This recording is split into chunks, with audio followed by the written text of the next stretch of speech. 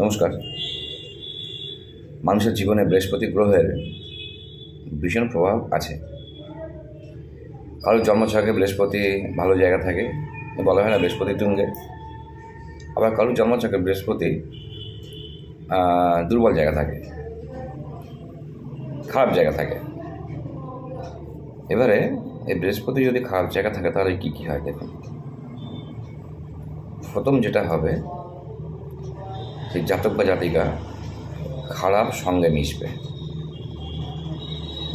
যতই তাদেরকে বোঝাবেন তারা কিন্তু শুধরাবে না, খারাপ সঙ্গে মিশবে। 2 নম্বর হচ্ছে তাদের পরামর্শদাতা, বিশেষ করে জাতক বা জাতিকার পরামর্শদাতা কারা থাকেন, তাদের গুরুজন, তাদের সঙ্গে কিন্তু সম্পর্কের অবনতি হবেই হবে। তাদেরকে সবসময় টেনশনের মধ্যে থাকতে হবে। তাদের ডায়াবেটিস সে মতন সমস্যা থাকবে, স্থূলকায়ের শিকার হবে অবশ্যই। আর কি হবে, তাদের আর্থিক সংকট তো থাকবেই, পাশাপাশি তাদের মধ্যে হয়তো উদ্বেগ, ঝগড়াঝাঁটি, মানসিক শান্তির অভাব এগুলো থাকবে। আর বৃহস্পতি যদি ভালো না থাকে, উন্নতি করা কিন্তু খুব সমস্যা। এবার অনেকে ভাবেন বৃহস্পতিবার নিরামিষ খেলে আমার বৃহস্পতি তুঙ্গে উঠে যাবে, কিংবা যদি আমি প্রগ্রাস ধারণ করি তাহলে আমার বৃহস্পতি তুঙ্গে উঠে যাবে। না,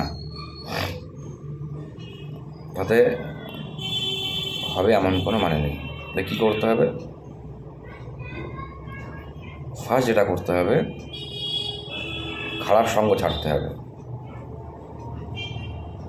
জোর করে ছাড়তে হবে, ইচ্ছে করছে না তাও ছাড়তে হবে। আর খারাপ সঙ্গ ছাড়া মানে আপনি নেশাভান থেকে মুক্ত হয়ে গেলেন। তারপর কী হলে আপনাকে সৎ থাকতে হবে, 100% সৎ, অনেস্ট থাকতে হবে। প্রতিনিয়ত পূজা অর্চনা করতে হবে ভক্তি ভরে। সময় পাচ্ছেন না, সময় বার করতে হবে পূজা অর্চনা করার। আর কি করতে হবে? দীক্ষা নিলে সবচেয়ে ভালো হয়। প্রতিনিয়ত সকাল সন্ধ্যা ইষ্টনাম জপ করুন। আপনি পোগরাজ পড়লেন কি পড়লেন না সেটা পরের কথা, সমস্যা আপনার সমাধান হবেই। একমাত্র ঈশ্বর ভক্তি পারে আপনার যাবতীয় সমস্যা সমাধান করতে। আর আপনার অনেস্টি,